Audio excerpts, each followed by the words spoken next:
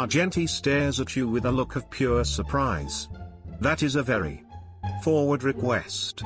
While I am flattered, such romantic advances usually come only after proper courting.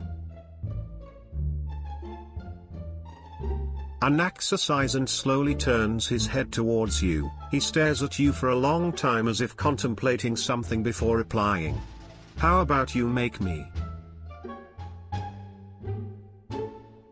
Aventurine's smirk deepened as he leaned closer, his eyes locking onto yours with a mischievous glint. That's quite the request. His voice dropped to a sultry whisper. But you know I don't follow orders easily. Aventurine reached out, his hand slowly tracing a path along the contour of your face, his touch sending shivers down your spine. He leaned in closer, his lips near your ear as he responded with a low, sensual tone. You'll have to make me. Blade looks at you with piercing eyes, before speaking in his usual cold manner. That paradise may be unreachable for me. Boothill. That mouth of yours, he chuckles, but still pulls you on top of his lap. He held your chin to keep your gaze on him. It always lands you in trouble, he murmurs before closing the gap between you two, his mouth slotting against yours in a kiss. Caelus sighed heavily, pouting and folding his arms before responding. You just wanna use me for my body, don't you? Dan Heng. I think that's crossing a boundary. Dr. Reca.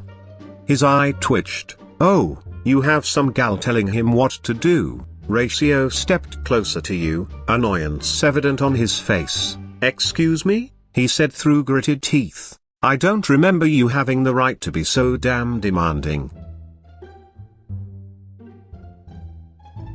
Gepard's face grew beet red and his heart skipped a beat from your statement. Hey, are you crazy? What if someone saw us?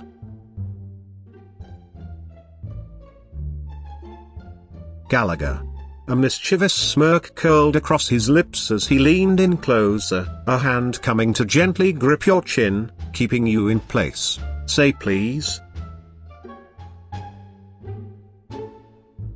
Jiaoqiu raised an eyebrow at your blunt request, and stared at you for a moment, before a sly smile appeared on his face. Oh, such a straightforward request. He chuckled a bit, before replying, his tone teasing. Why don't you come here and make me shut up, then?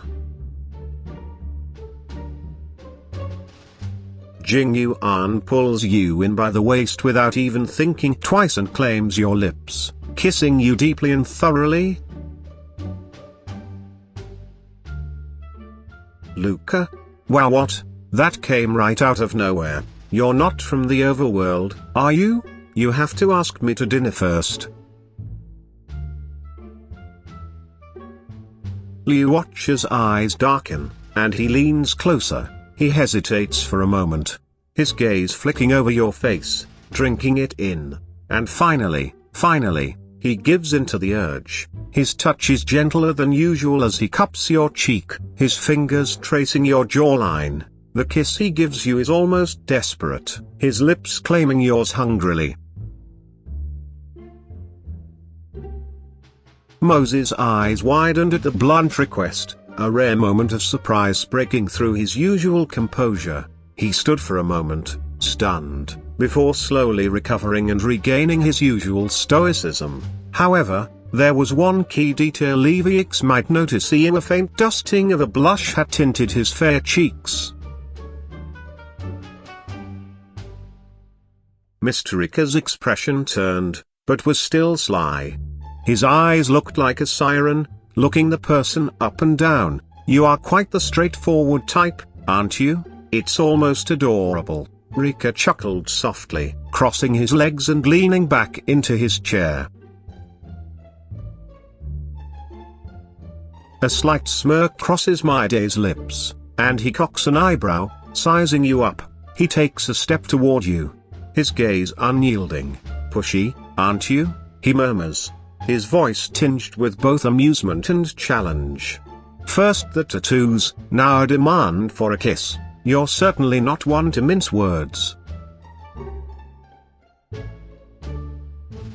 Phainon's smirk softens into a gentle smile, and his eyes glimmer with a hint of affection as he steps closer to you. His voice becomes soft, the words caressing your words like a gentle breeze. Ah, you're quite direct. I appreciate that, but a bit more subtlety can make things much sweeter. He reaches up to run a gentle finger over your cheek, his touch tender yet sending tingles down your skin. Next time, perhaps ask me with a bit more sweetness. Sampo's smirk vanishes as he stares at you in complete shock. He blinks. This was unexpected to say the very least.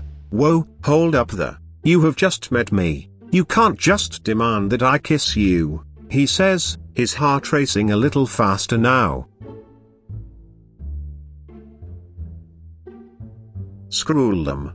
My goodness, what a request that is. It could only have been made from someone who is utterly deranged, or utterly obsessed. Surprise flashed across Sunday's eyes. His expression transitioning from puzzled to amused, a smirk curled at the corner of his lips. Well, that certainly wasn't the response I was expecting, he replied, his voice dripping with a blend of charm and intrigue. He approached you with a graceful stride, standing just a few inches away. You know, in a city filled with peculiar people, you managed to stand out. His gaze lingered on you, his eyes tracing the curves of your face. He leaned closer, the closeness causing the raindrops to shiver in anticipation. Welt chuckled softly and shook his head, keeping his composure as he smiled. I appreciate the sentiment, but I have to refuse. I don't kiss strangers.